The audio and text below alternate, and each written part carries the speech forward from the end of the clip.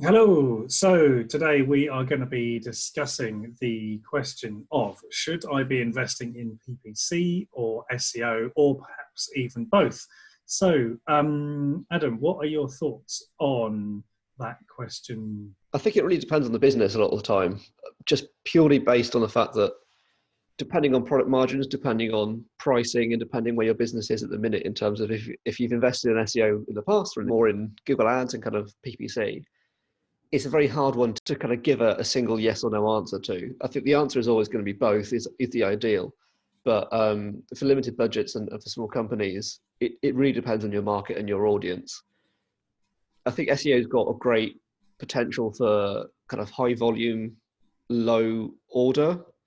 Um, sorry, not average order value, low order average order value products. So the example of like seeds or something like that, where it might be like £2 a packet, £3 a packet. Your average order value is going to be about £15, maybe at most with kind of delivery. That's where SEO really kind of comes into its own because you can get a huge volume there of traffic very cheaply. Whereas with Google Ads, you might be spending 50p a kind of click on that. And unless your conversion rate is, say, 30% or higher, which is very unlikely, it's not necessarily going to be paying the dividends that you want it to on that particular product.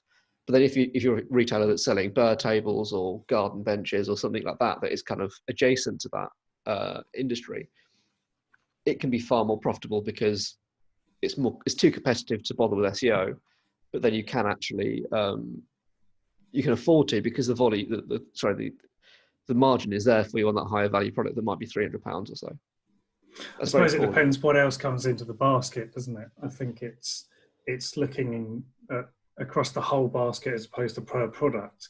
Although quite a lot of companies focus particularly on the kind of individual item conversion rate. I Yeah, think actually you have to look at that alongside the average order value and the margin, the average margin per order, particularly with those, as you say, the sort of lower value items that you might want to bid on in order to then get a basket through the checkout with, a much higher margin product in. So I suppose that's the trade-off, isn't it, really? There's, Um, another thing is obviously the lifetime value of the customer. You might make a loss on that first purchase. So like subscription boxes are quite a good example of that, I think, where you might pay £20 to acquire someone whose first order is going to be £4 because you're running a promotional offer. But the idea being that as long as they stick with you for 6 months or more, they're then the profit margin on that might be £100. So I don't think there's ever going to be a right yes or no answer with SEO versus PPC, but there are going to be certain patterns that are going to help inform that decision. I mean, I'm an SEO consultant, so obviously I love SEO as kind of the main thing, but there are times when customers of mine are looking at keywords or there's certain products in certain industries that are just so competitive from from an SEO point of view that you're going up against John Lewis, Amazon, Homebase, all these kind of big national brands that it's just not cost effective for you to invest in SEO to achieve that. And that's where PPC can really play its own because you can spend that money to get on those very specific search terms in very specific areas of the country and very specific kind of audiences at a cost that is far less than if you were to throw an entire PR and SEO campaign behind it. So I think it's being mindful that there's never going to be a right answer, and anyone that tells you there is incorrect and probably trying to just take money from you, and that's their kind of business model. So I think also the other thing I've heard recently is that a lot of people are out there at the moment selling SEO as a solution to the kind of situation we currently find ourselves in. And obviously, SEO is the long game yeah, and PPC is the short game. And some businesses can afford to pay to play the short game and essentially buy customers, which is what PPC is. It's yeah, just jumping the queue and grabbing those customers right at the front when they either search or through video ads on YouTube or yeah. through like retargeting, however you're sort of buying that custom.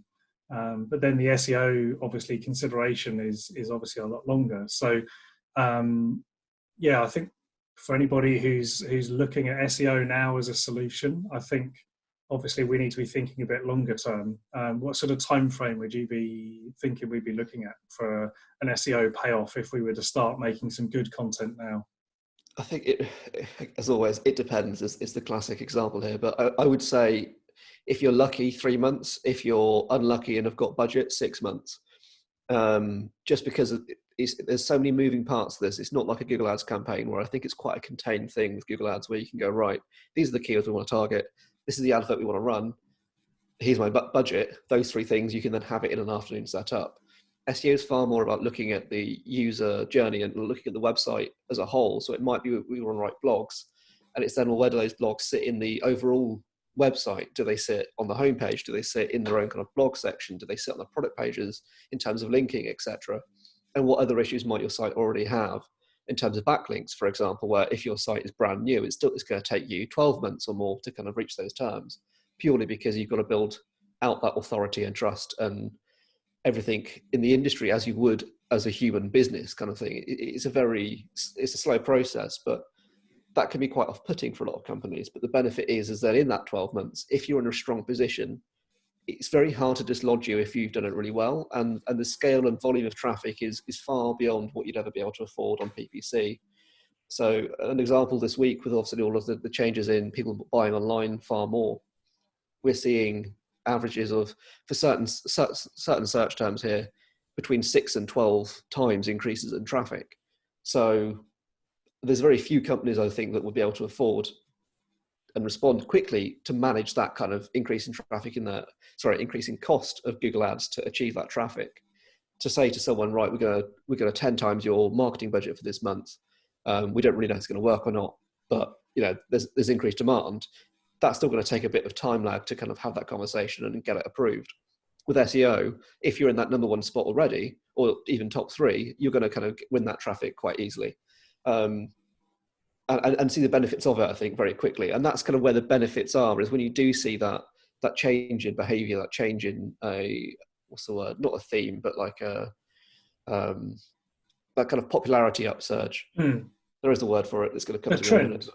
Trend, that's the one, yeah. It's really called Giggle Trends as well. But, that kind of, when you see that upsurge in trend, that's where you kind of really get the benefits from it in a large scale that you wouldn't be able to afford to with PPC.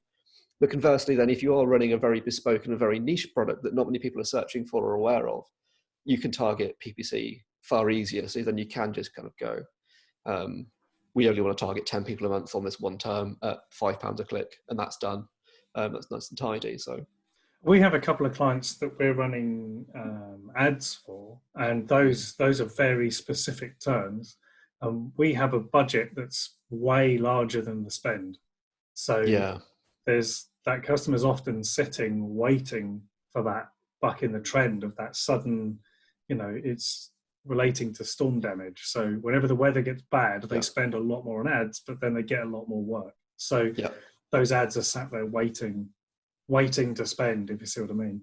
And I guess obviously this situation is that people didn't necessarily see it coming, so there's not been that thing to plan for. But I think ultimately that echoes what discussions me and you have had for a long time, which is that ultimately SEO is a long-term investment in your business traffic, and your ads is just an expensive top-up ultimately of either if you've got a keyword you can't compete on an SEO because someone else is already sitting on and holding that kind of king of the castle spot, whereas you can just jump in ahead of them with a very specific ad on the PPC front. But I think ultimately you've still got there still has to be a big consideration of what are you pointing people to.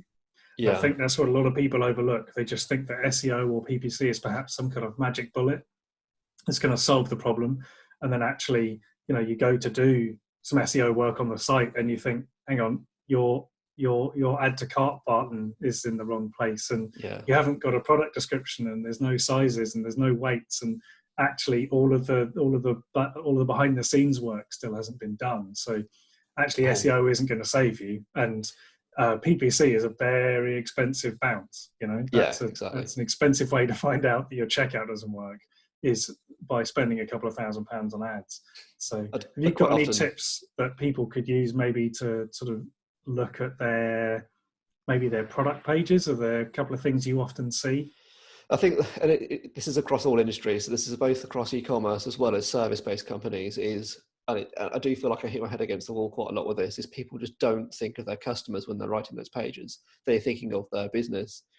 And that means that they don't think about what common concerns they have. And it's really simple to do. It's not a technical thing. It's not an SEO thing. It's just being empathetic, really. So if you are I don't know, like a wedding photographer in Cambridgeshire, you can just search locally and then it will come up in Google.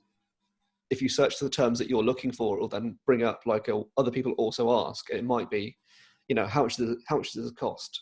How much should I be spending on wedding photographer? Things like that. Same with products. If you look for like incense sticks, or if you search for garden office, for example, those terms are all going to appear no matter how much the price point of that product. You're still going to see related searches that are questions such as, do I need planning permission for a garden office? How much do they cost? Does it add value to my house or not? It's those kind of things that people don't put on their product pages or landing pages, where if you're a photographer or you're selling a 12 grand garden office, they're just not thought about what people actually care about when they land on that page, and that is kind of there. So a lot of the advice I give to local service-based companies, whether it's a plumber or anything like that, is just take a step back from your business. What are the most common questions that you're getting asked when you're trying to sell to people, either in person, via email, or on the phone? And just write that down and define that on your landing page, no matter what that is. And it's a really simple thing, but just so many people don't do it, where they'll say, I'm a photographer, I'm based in Sussex, and that's what I do. And that's kind of it. They don't go beyond that and say, well, actually, we can spread payments over 12 months if you want to for weddings, because we know it's expensive time, blah, blah, blah.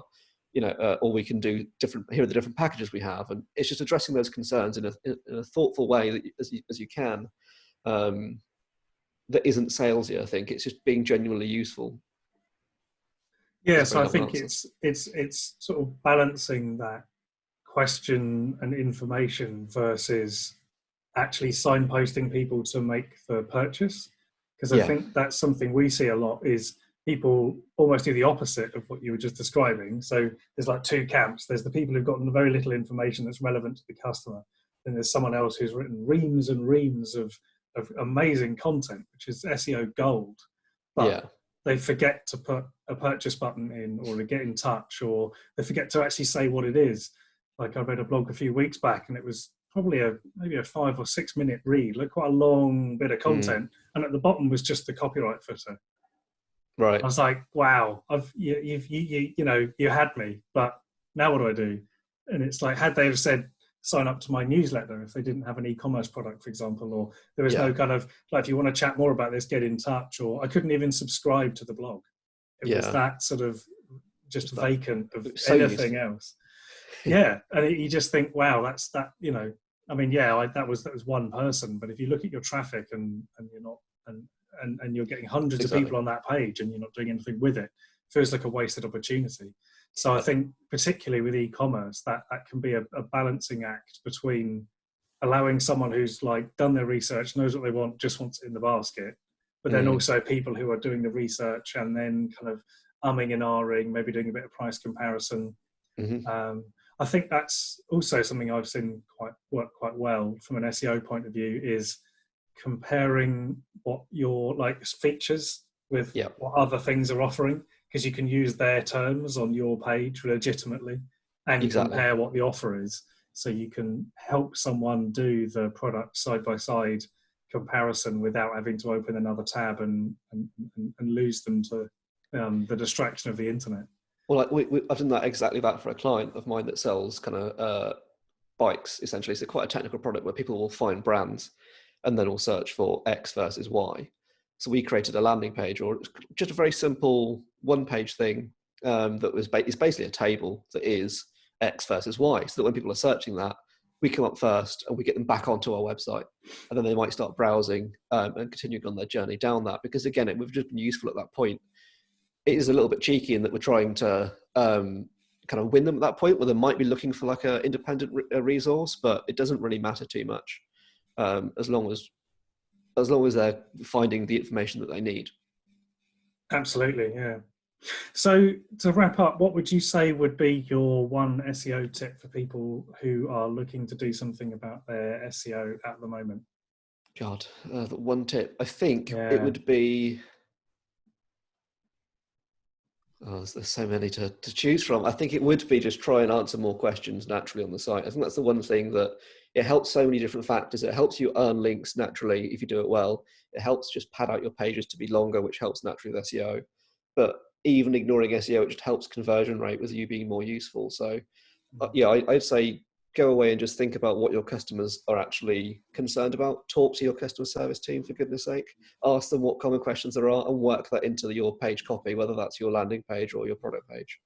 I think that's it. It's just don't be afraid to answer questions that you're commonly getting asked up front, rather than try and hide it away and ask them to phone you, because they won't.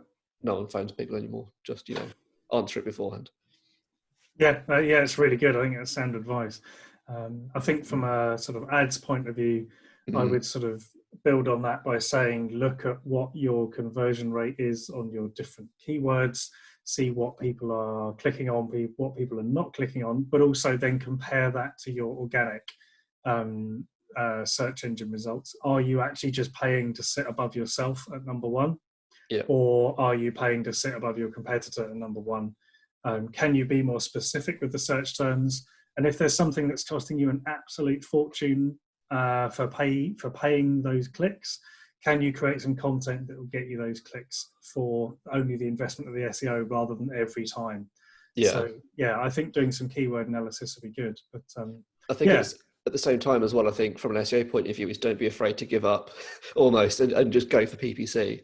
If there are certain terms where you're like, we're not going to break through here, we need to use PPC for this, that's fine. And that's something that I do quite often advise my clients on. And they find it quite refreshing just to kind of hear that honesty of like, look, you've got to pick your battles. And if you can't win that battle, then don't try and fight it. Yeah, I suppose the same is true for the ads, isn't it? If you've got one ad that you're competing against one of the big mega brands who've got tens of thousands a day to spend on it and you just can't get any traction, just give up on that keyword, go for the little garden seeds and hope they add a garden bench, that kind of theory of go for the little ones and go for the full basket conversion. But, yeah, exactly. Yeah. Excellent. Okay. Well, yeah, thanks everyone for listening in. If you want to get in touch with us, then our contact details are in the channel description. So do reach out to us if you've got any other questions, and we will see you next time. Bye, everybody. Bye.